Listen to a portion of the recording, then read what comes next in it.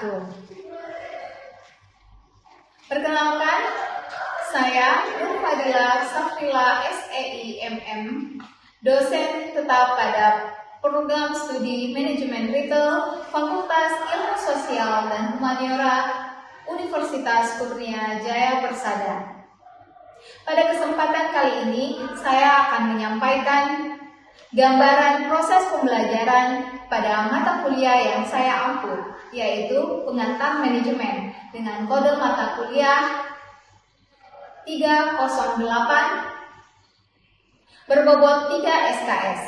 Mata kuliah ini diselenggarakan di semester 1 dalam 16 kali pertemuan yang terdiri dari 14 kali pertemuan tatap muka, pembahasan materi, serta 2 kali evaluasi berupa ujian tengah semester dan ujian akhir semester.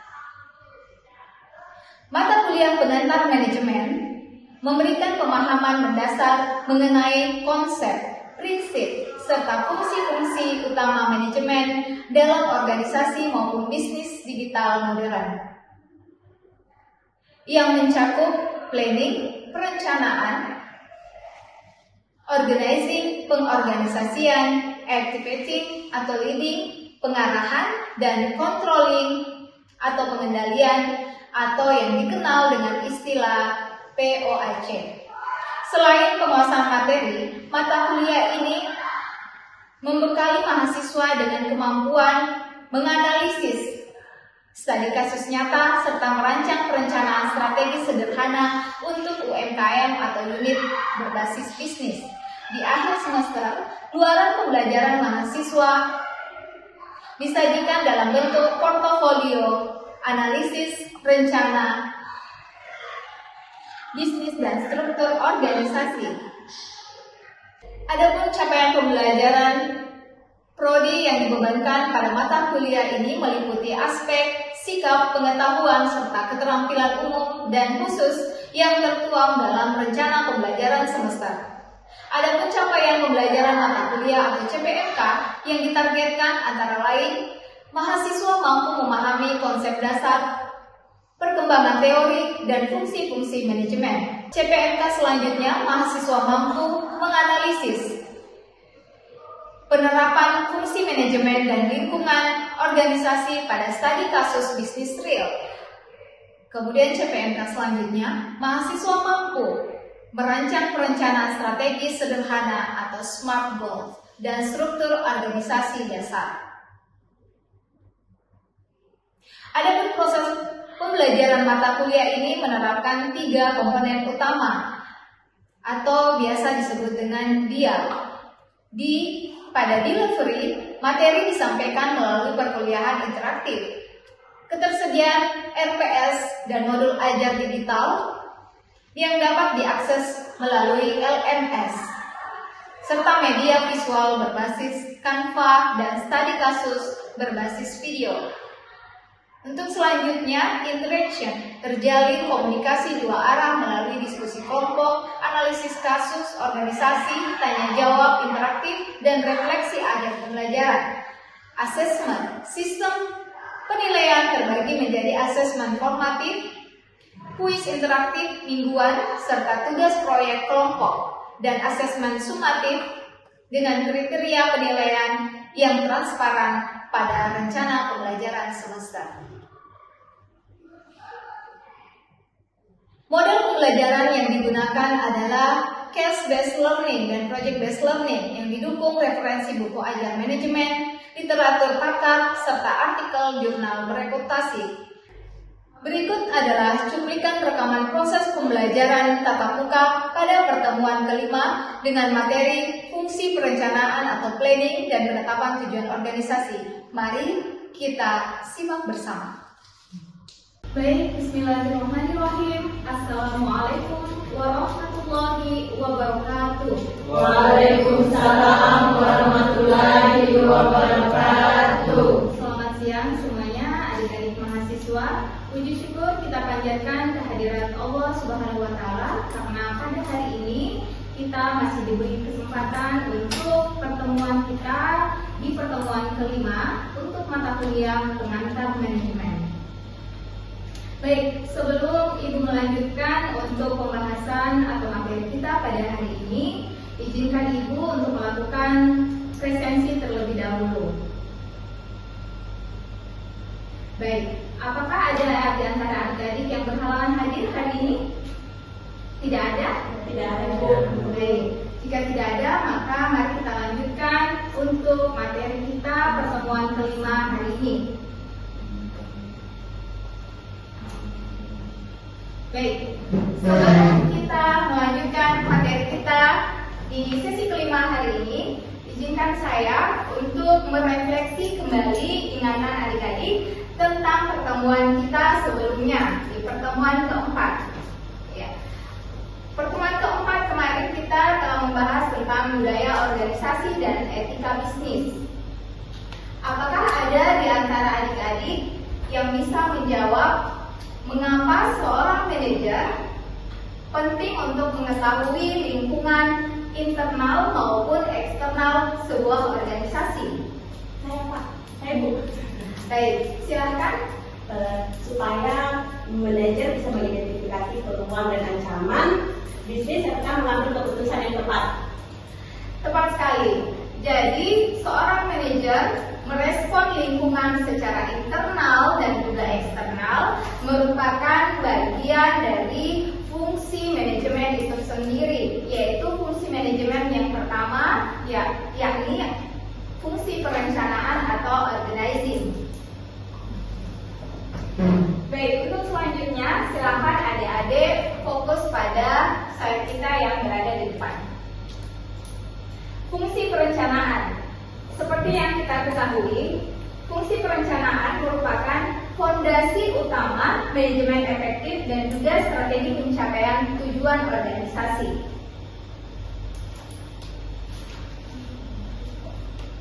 Slide berikutnya menjelaskan tentang metode penetapan SMART Goal. Jadi adik-adik, seperti yang kita ketahui, fungsi perencanaan itu memiliki sebuah penetapan SMART Goal. Yang SMART Goal ini merupakan singkatan dari spesifik,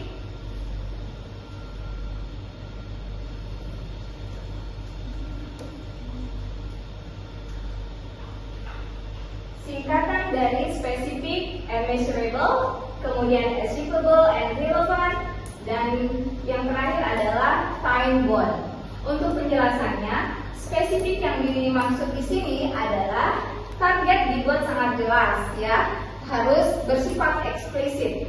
Jadi ketika sebuah organisasi merencanakan sebuah fungsi manajemen, yaitu fungsi perencanaan, maka organisasi harus memastikan bahwa metode yang mereka tetapkan dari fungsi manajemen perencanaan haruslah bersifat jelas, tidak boleh bersifat abstrak. Kemudian untuk metode selanjutnya yang dimaksud dengan achievable atau relevan adalah sebuah organisasi harus memberikan target yang terukur. Contohnya dalam penyelenggaraan sumber daya yang ada pada organisasi itu sendiri. Sumber daya itu tentunya haruslah bersifat selaras dengan arah strategis dari sebuah bisnis atau organisasi yang direncanakan. Kemudian untuk T selanjutnya atau time bound memiliki tenggat waktu atau deadline yang jelas. Jadi dalam fungsi perencanaan itu sendiri haruslah memiliki kepastian waktu kapan sebuah perencanaan harus diselesaikan sesuai dengan jadwal yang sudah ditetapkan oleh sebuah organisasi. Apakah adik-adik bisa memahami sampai di sini penjelasan saya? Bisa ya? Nah, untuk selanjutnya saya terlebih dahulu ingin melakukan interaksi dengan adik-adik karena tadi kita Ibu sudah menjelaskan tentang beberapa metode penetapan SMART Goal. Yang ingin Ibu tanyakan, kira-kira apa yang terjadi jika tidak ada penetapan time bound di dalam sebuah perencanaan? Ada yang bisa menjawab? Silakan. Tapi itu jadi lama untuk uji evaluasi apakah penilaian berhasil atau tidak. Betul sekali. Jadi tanpa adanya time goal ya dalam fungsi perencanaan, maka yang terjadi adalah ketidakjelasan. Ketidakjelasan apa? Ketidakjelasan proses kerja. Seperti itu yang dimaksudkan. Baik, terima kasih untuk jawaban saudari. Kemudian kita ke slide selanjutnya. Oke. Slide selanjutnya menjelaskan tentang konsep dan esensi dari perencanaan, ya. Seperti apa esensi perencanaan itu? Berawal atau beranjak dari definisi perencanaan itu sendiri. Seperti yang ada mahasiswa bisa lihat semuanya di layar, bahwa proses sistematis dalam menentukan tujuan organisasi. Jadi perencanaan itu sendiri adalah untuk apa?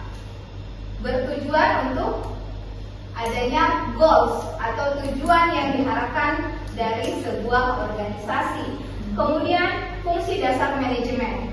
Fungsi dasar manajemen seperti yang kita ketahui bersama, salah satunya adalah materi yang kita bahas hari ini adalah berada pada fungsi organizing atau perencanaan. Fungsi perencanaan, kemudian setelah melakukan fungsi perencanaan, ada yang disebut dengan fungsi organizing. Kemudian ada yang disebut dengan actuating, implementasi, dan terakhir ada yang disebut dengan controlling atau evaluasi. Oke, tanpa perencanaan yang jelas, fungsi manajemen, pengarahan tim, dan pengawasan kinerja tidak dapat berjalan secara efektif dan terukur. Jadi tujuan utamanya adalah selain mencapai tujuan dari masing-masing yang ditetapkan oleh organisasi, tujuannya juga adalah memberikan efektivitas dalam sebuah tugas-tugas operasional yang ada di sebuah bisnis atau organisasi. Oke, slide selanjutnya. Di dalam fungsi perencanaan ada yang disebut dengan prinsip 5W dan 1H. Ya, silakan disimak adik-adik. 5W 1H yang perlu adik-adik ketahui diantaranya adalah yang pertama what and why. What itu sendiri apa? Apa? Iya, apa. Kemudian why? Kenapa? Betul. Bentuknya, konsepnya ketika dituangkan dalam fungsi perencanaan, ya. What and why ini adalah menentukan sasaran spesifik, ya. Sasaran spesifik apa yang diharapkan oleh organisasi, baik itu jangka pendek, menengah maupun panjang, ya. Kemudian where and when, ya. Apa yang diharapkan dalam fungsi perencanaan untuk konsep atau prinsip 5W 1H, yaitu menetapkannya pada cakupan lokasi atau lini kerja yang tepat. Jadi harus ada job desk, ya, harus ada job desk yang jelas, di mana, kapan, ya, sehingga lini masa target waktu tersebut penyelesaiannya dapat terukur.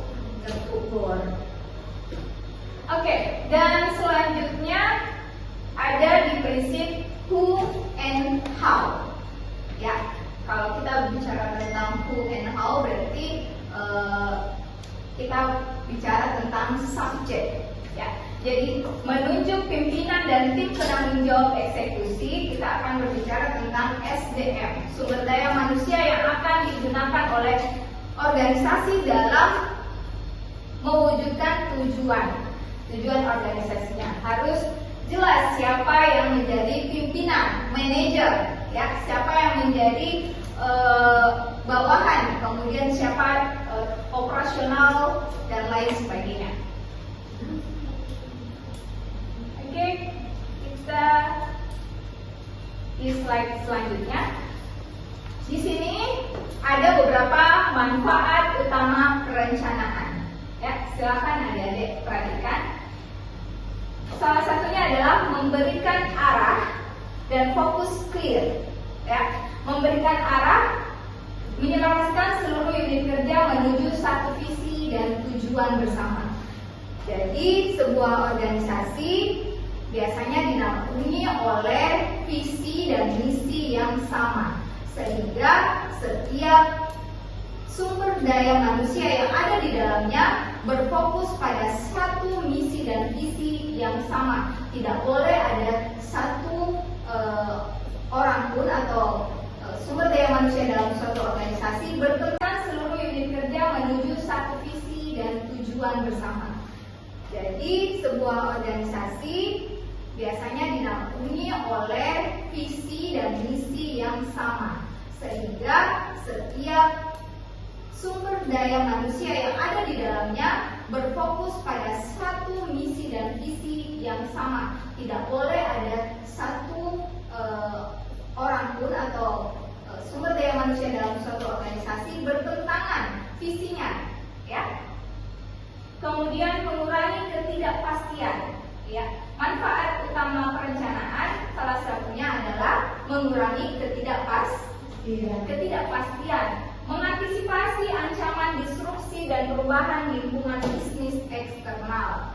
Salah satunya adalah untuk mengantisipasi. Sebuah organisasi dapat mengantisipasi sebuah ancaman yang berasal dari eksternal atau pihak luar. Dengan apa? Melihat ancaman tadi dapat merubah ancaman tersebut menjadi sebuah peluang nantinya di masa mendatang.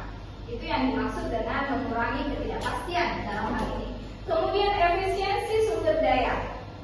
Efisiensi sumber daya yang dimaksud sini mencegah pemborosan alokasi anggaran, waktu dan kapasitas ketenaga kerjaan, ya. Kemudian yang terakhir adalah standar pengendalian mutu. Standar pengendalian mutu, berbicara standar pengendalian mutu, maka tentu di dalamnya harus ada sebuah evaluasi, controlling, ya, sejauh mana penerapan operasional yang terjadi di dalam sebuah bisnis maupun organisasi itu sendiri. Menjadi tolak ukur acuan dalam evaluasi kinerja dan pengawasan, ya, pengawasan atau controlling yang berkelanjutan, berkala.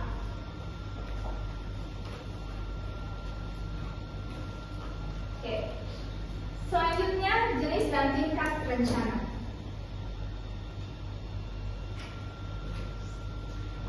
Tadi seperti yang sudah Ibu jelaskan di awal slide, ya. Sebuah organisasi mempunyai tujuan, ya. Di slide ini penjelasannya adalah bahwa tujuan itu sendiri berfokus pada 3 target utama, ya. Ada yang disebut dengan rencana, ya, tingkat rencana, ya. Tingkat rencananya pun terukur, ya. Ada yang disebut dengan rencana strategis, kemudian ada yang disebut dengan rencana taktis, kemudian ada yang disebut dengan rencana operasional, ya. Seperti apa sih rencana strategis, taktis, dan operasional, ya? Seperti yang adik-adik bisa lihat semuanya di slide, bahwa ketika kita berbicara tentang rencana strategis, ya, kita akan bicara tentang top management, ya. Jadi pengendalinya itu adalah berada di top management. Untuk durasi waktunya berada di sekitar 3 sampai 5 tahun. Jadi rencana atau tujuan kegiatan pada sebuah organisasi, maka yang dituju untuk durasi waktunya adalah sekitar 3 sampai 5 tahun. Kemudian fokus utamanya adalah tentang visi, misi, ya, arah utama dan posisi pasar sebuah organisasi. Kemudian selanjutnya rencana taktis, ya. Untuk rencana taktis, tingkat manajemennya berada pada middle management, ya. Middle management untuk durasi waktu, maka organisasi biasanya menetapkannya dalam kurun waktu jangka menengah 1 atau sampai 3 tahun mendatang. Kemudian untuk fokus utamanya berada pada alokasi sumber daya dan strategi organisasi ataupun departemen. Dan yang terakhir adalah rencana operasional. rencana operasional, penyelenggaranya adalah lower management. Lower management untuk durasi waktunya adalah berkisar di antara kurang dari 1 tahun, ya. Karena kita berbicara tentang operasional keseharian, ya, kegiatan yang terjadi sehari-hari dari activity yang terjadi dalam unit bisnis ataupun organisasi. Kemudian prosedur harian, ya.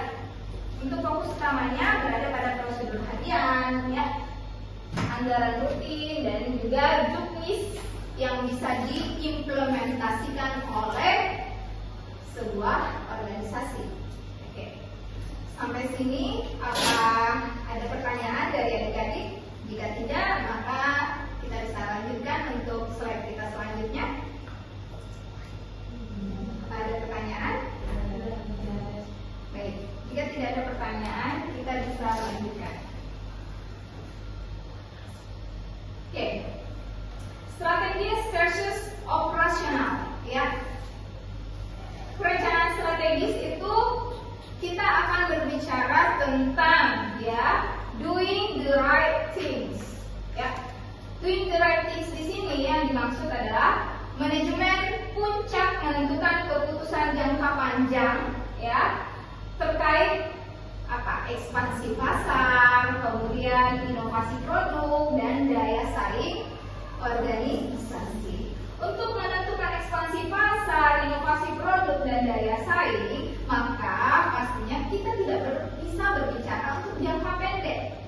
Ya, kita akan berbicara jangka panjang, mengingat, ya, sejatinya pastinya kita akan memiliki yang disebut dengan pesaing atau kompetitor. Maka untuk menentukan ekspansi pasar, inovasi produk dan daya saing kita di dalam berbisnis atau berusaha, itu tentunya tidak bisa kita rencanakan untuk 1 sampai 2 tahun saja. Makanya untuk ekspansi pasar dan inovasi produk ini tepatnya masuk ke dalam perencanaan strategis, ya. Kemudian perencanaan operasional, ya. Pembeda dari perencanaan strategis tadi sebelumnya adalah berfokus pada doing things right, ya. Doing things right yang dimaksud adalah manajemen tingkat bawah memastikan, ya, setiap proses teknik dan tugas harian berjalan sesuai dengan standar operasional masing-masing setiap organisasi yang telah ditentukan. Pak, adik-adik pahami semuanya? Paham, Bu. Baik. Oke. Untuk selanjutnya kita sudah berada di tahapan atau proses perencanaan. Ya. Pada tahapan atau proses perencanaan di sini ada 4 tahapan. Yang pertama adalah menetapkan tujuan. Lagi-lagi sebuah organisasi pastinya harus menetapkan goals atau tujuan dari organisasinya yang merumuskan sasaran kuantitatif dan kualitatif organisasi yang jelas, ya. Harus jelas secara kuantitatif maupun secara kualitatif. Kemudian analisis kondisi, memetakan posisi internal, ya, daya saing dan tren lingkungan eksternal, ya. Analisis kondisi internal maupun eksternal. Setelah mendapatkan analisis kondisi dari organisasi baik lingkup internal dan juga eksternal, langkah selanjutnya yang harus dilakukan adalah formulasi alternatif, ya. Jadi membuat organisasi bisa memfokuskan suatu formula alternatif apa langkah yang harus dikembangkan, ya, untuk berbagai pilihan skenario strategi pelaksanaannya. Dan untuk tahapan proses selanjutnya yang terakhir adalah eksekusi dan evaluasi. Eksekusi atau implementasi dari apa? Dari tahapan tujuan, kemudian analisis lokasi dan juga formulasi alternatif. Pada akhirnya berada pada bagaimana mewujudkan melanjutkan ya semua tahapan-tahapan 1, 2, dan 3 tadi ini ke dalam bentuk nyata ya. Memilih opsi terbaik implementasi serta kontrol mutu yang berkendara. Namun di dalamnya tentunya tidak bisa dipungkiri harus tetap berada dalam kontrol atau evaluasi secara berkala. Untuk tingkat sukses perencanaan sendiri, di depan adik-adik bisa melihat riset manajemen menunjukkan bahwa proyek yang dibekali perencanaan matang dan target SMART yang tadi kita sebutkan di slide kita di awal, yaitu apa untuk SMART? Ada yang bisa menyebutkan kembali? Untuk SMART ya memiliki tingkat keberhasilan hingga 3 kali lipat. Kita lihat untuk presentasinya rencana matang dan SMART 88%, kemudian tanpa risk assessment 58%, kemudian tanpa rencana terstruktur 28%. Baik, adik-adik, untuk pembahasan kita hari ini tentang fungsi perencanaan akhirnya sampai juga di penutup kita hari ini. Namun sebelum saya mengakhiri perkuliahan kita untuk sesi kelima hari ini, saya memiliki sedikit filosofi tentang perencanaan itu sendiri yang berasal dari Benjamin Franklin. If you fail to plan, you are planning to fail. Ya, jika kamu merencanakan sebuah perencanaan yang gagal, maka sejatinya kamu sedang merencanakan kegagalan itu sendiri. Baik adik-adik, mungkin sekian pertemuan kita hari ini. Apabila ada salah-salah kata dan tingkah laku untuk pertemuan kita hari ini, Ibu izin mohon dimaafkan. Saya akhiri dengan ucapan wabillahi taufiq wal hidayah. Wassalamualaikum warahmatullahi wabarakatuh. Waalaikumsalam warahmatullahi wabarakatuh.